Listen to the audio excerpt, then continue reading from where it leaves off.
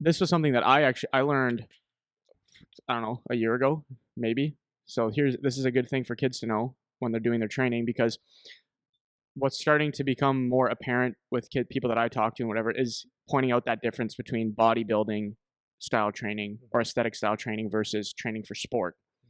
And what I would say kind of the master philosophy behind in the gym training. So this is outside of your interval work and your aerobic base training. Obviously, those things are important too. But when you're in the gym and you're trying to work on one of those modalities I just talked about in that kind of setting in the gym, then everything comes down to power output. Everything is going to come down to, we're trying to increase our strength, we're trying to increase our speed so that we can maximize what our power is. Yeah. So I'm going to do a little bit of math, so bear with me. If something's confusing, you can tell me that it's confusing so I can sharpen it up. So if you're trying to develop power, people actually don't know the difference between power, force, and velocity, let's say. So terms that people know are strength. They know what strength means. Speed, they know what speed means.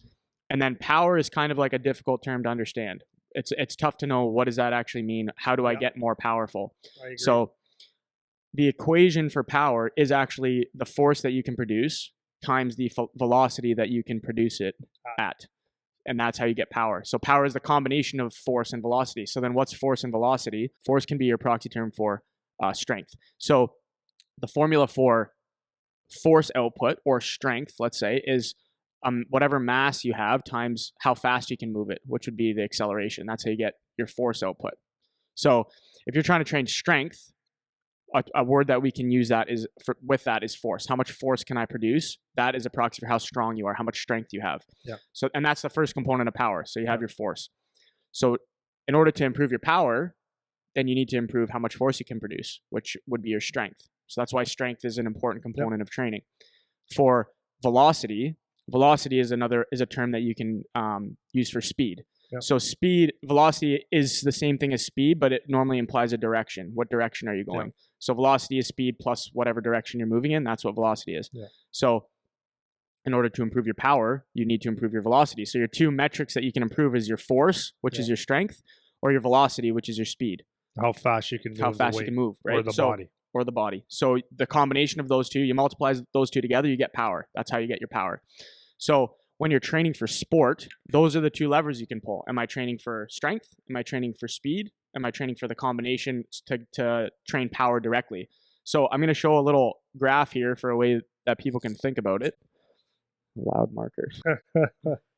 So I assume everyone has taken some kind of math class. If you're in high school, you've definitely seen this before.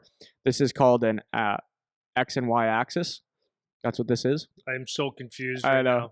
So X and Y axis. So on the Y axis, so the arrow going up, you have force. And on the X axis, you have velocity. Yep. So when you multiply these two, that's how you get power. So the force velocity curve looks like this.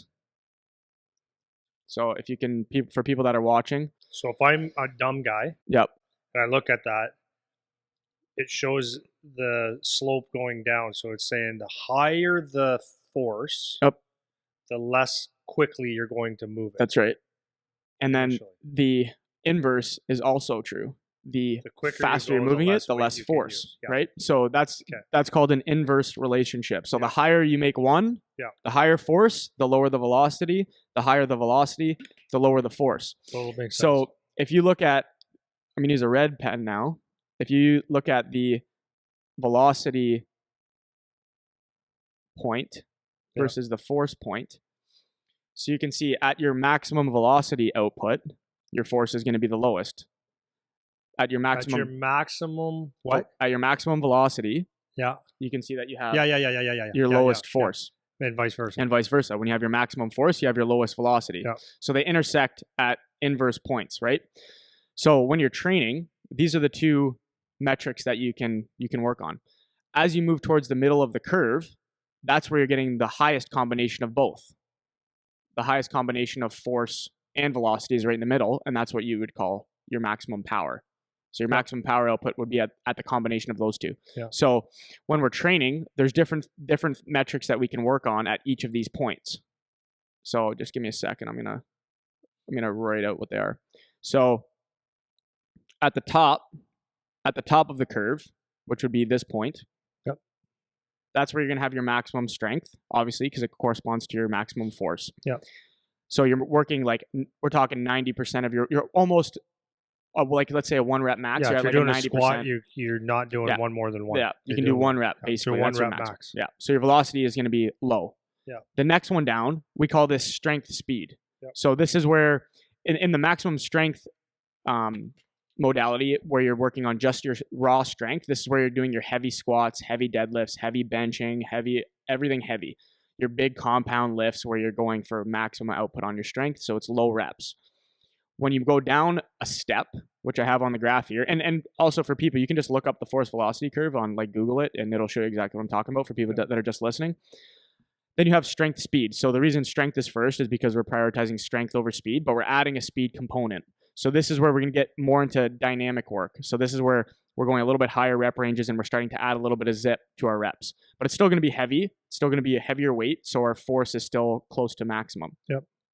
The next one down, this is where we go straight to like our maximum power, where it's a good combination of both. It's in theory, an equal combination of force and velocity. So you're going to have, this is where you have Olympic lifts. You're going to have your cleans, your snatches, working with your kettlebells, kettlebell swings, all that kind of stuff. Okay. So that's where that combination comes in. One lower than that, now it's speed strength. So now we're starting to get to the velocity end of the curve. So speed, show it on your thing. Yeah, so speed strength is going to be like right here. Yeah. So now we're getting higher on the velocity end of things. And this is where we're going to prioritize some speed over what our strength is. So this is where you'll get like 8 sets of 3, and you're trying to work with maximum intent to move as fast as you can. So the loads are going to be lighter and you're just working on speed, but you still have some resistance. Yep. And then on the lowest end, as far on the velocity spectrum as we can get, that's when you're doing your body weight stuff. So you're doing speed work, sprints, plyos, whatever. So these are the different ways that you can train to improve your power, which kind of rules all in the gym. So this is how you improve your strength, how you improve your velocity, and then how you improve your power output.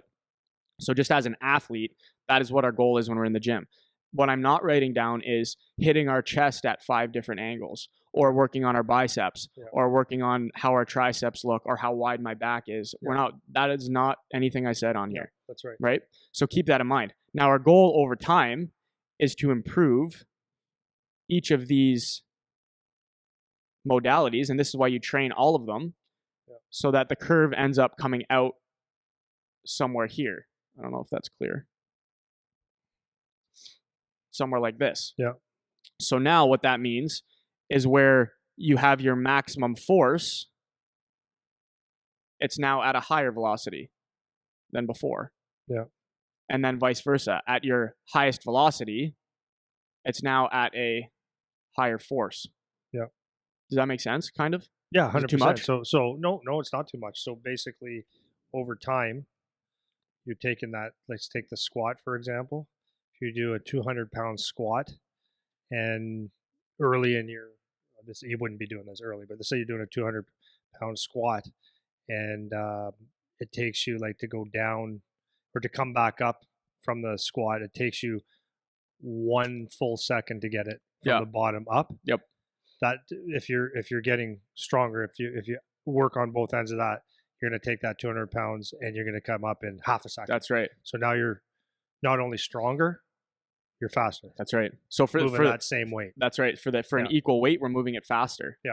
And now at the opposite end of the spectrum, at the same speed, we can now move more weight. That's right. Right. So this is how we train. This is what we're training for. Yeah. So all those things I just said, whether you're doing max strength, speed, power, speed, strength, or just straight speed work. Yeah. All of those things. The reason we train all the modalities is because doing one helps the others. Yeah. Right. And so that's if you're taking a Bulgarian split squat. So if for anyone that doesn't know what that is, that's a one-legged rear elevated split squat. Yep. So you're working one leg at a time. If you can improve the strength of that Bulgarian split squat with weight, and be able to when you push up, and your intent always is to push, like to do that push quickly. Quick. Yeah. If you can move that and improve that, like 20 pounds, whatever the weight is arbitrary, as they say. Nice. When that is not on your back, now you're moving faster because you don't have the weight. Right on. That's exactly. So that's why it's important that your strength is there. That's right. Within the intent of speed. Exactly. So And then when you work on something like an Olympic lift, like a clean, for example, well, that's you're working on the best of both at the same time. You're working on force and speed at the same time because you're trying to maximize the amount of weight you can work with, but you need to move it quick to get around it. Otherwise, you're not going to do it, right? So this is how you should be thinking. This should be your philosophy when you're in the gym training. Which one of these things am I trying to work on?